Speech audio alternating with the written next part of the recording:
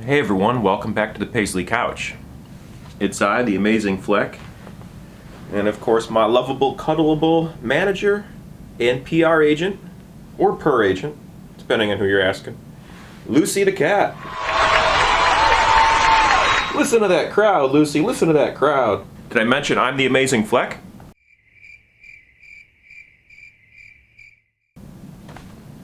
Okay, that's fine. Well, welcome to my channel anyway.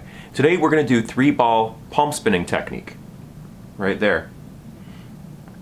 Palm spinning is best performed when you have 3 spheres that have a virtually frictionless surface when they rub over each other. So acrylic balls, as shown right here, work great. Other ones that you might be able to grab in a pinch if you're on a budget include billiard balls. If you have a billiard ball table at your house, or if you have access to a store that sells replacement billiard spheres, you can buy some cue balls for a couple bucks a pop. Or you can even order them online somewhere if you're on a budget. If you have Chinese medicine spheres, those little metal ones with chimes inside, those work fine too. But you want to find 3 that are about the same size and that rub against each other virtually frictionless so they move with ease. But before we move forward, a little word on safety. When you're practicing anything you learn here on my channel, or anything new in general, regardless of where you're learning it from, you want to pay attention to your surroundings and do some risk assessment. Use some common sense and make sure that what you're doing is going to be safe and okay for you to do in your environment. Meaning, you want to make sure that you don't accidentally drop something on a loved one's head. You don't want to drop something on your favorite phone or tablet or computer screen or anything like that. Fortunately, when we're doing palm spinning, like we're going to learn here today, if we make any mistakes, it's not going to go very far. It just falls right at your feet, and you shouldn't have to go chasing these things very far if you're practicing appropriately. To reduce risks, you could just sit closer to the ground. I'm sitting on the couch to make this angle friendlier for the camera, but if you sit on the ground and you make like a little barrier with some blankets or something, the spheres won't roll that far if you do drop them. And remember, everyone drops. Everybody drops. If you're learning something new, you're going to make mistakes. Don't let that bother you. You know, that's part of the process. So instead of getting upset about your mistakes, it's an opportunity to learn what not to do next time. And with anything you do learn here on my channel, if you find yourself uncomfortable or in pain doing any of the techniques you are learning here, please stop. Take good care of yourself. Listen to your body. Use your best judgment. If something's hurting you, don't do it. If something's making you uncomfortable, please don't do that either. My goal here is to teach people new circus skills and empower them so they can learn new things and explore new things and new techniques. The last thing I want anyone to do is to hurt themselves or harm themselves or anything that they love. So with all that considered, let's get started. First thing you want to do is place the balls in your hand in a comfortable place.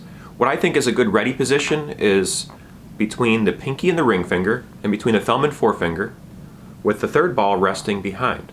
Now, instead of having them in the same ready position of a 2-ball palm spin technique, we want to let them all roll a little bit more forward in our hand. So from a profile, we don't want them sitting right here. We want them pushed forward a little bit more, because we want to make sure that we keep a nice flat plane, as flat as we can. The flatter we can keep this whole pattern, the easier it will be for you to manipulate the 3 spheres in a circular way, in either direction. And we'll focus on both directions as we go along. And the theory is if you can hold 3 in your hand, you can spin 3 in the palm of your hand. I think the key to learning this technique is to simplify it as much as you can up here. Instead of thinking about spinning it in your hand 360 degrees, all you have to do is think about spinning it 1/3 of a turn. Just 1/3 of a turn. So if you can do this right here, 1 time, then you can spin 3. Because once you unlock how to move it 1/3 of a turn, all you have to do is do the exact same technique 3 times to make a full revolution. In either direction. So that's one thing that I think really helps out the whole process of learning how to spin 3 in the hand. If you think about moving 2 of the spheres around the other one, it is kind of a puzzle at first. It's different than spinning 2. 2 is quite simple compared to once you add a 1/3 to your hand.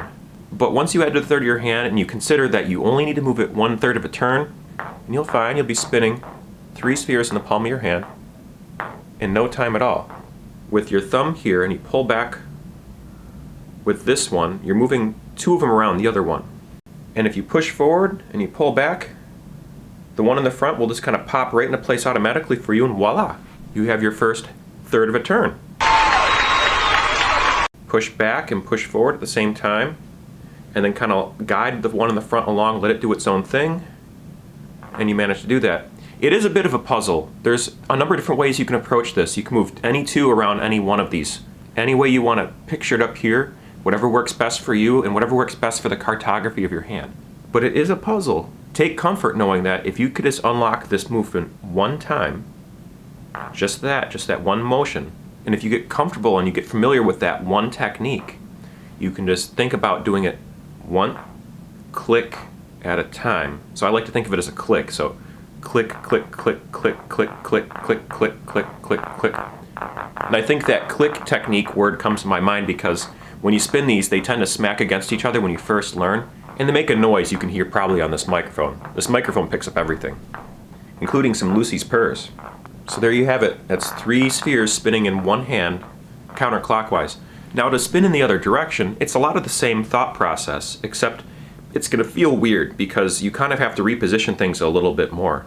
Once again, this pattern is not going to be so far back in the palm, but it's going to feel most of it's going to be done at the very tips of your fingers to accommodate the size of these spheres. And you're going to maybe push back with your thumb and push up with your pinky and allow the front ball to move to the spot where the thumb once held a ball.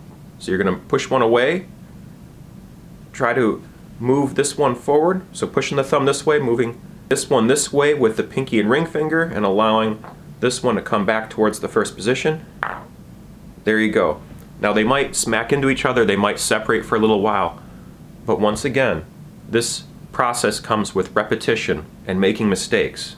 So if you're making mistakes, you're on the right path. The key is just to try to avoid making the same mistake twice, and then do it again. It's a puzzle. It's going to feel a little awkward, but then you put some effort. It's like going uphill and then they fall in place. Met with a little bit of resistance and then they fall right back in place again. And then as you sit there and do repetitious movements and you practice this spin in this one direction over and over again, you'll discover that it gets easier and easier the more you do that same click, click, click, click, click. And you'll find you'll be spinning 3 spheres in the palm of your hand in no time at all. One of the big barriers I see many people have when they're learning new things is they get this idea in their head that they can't do something.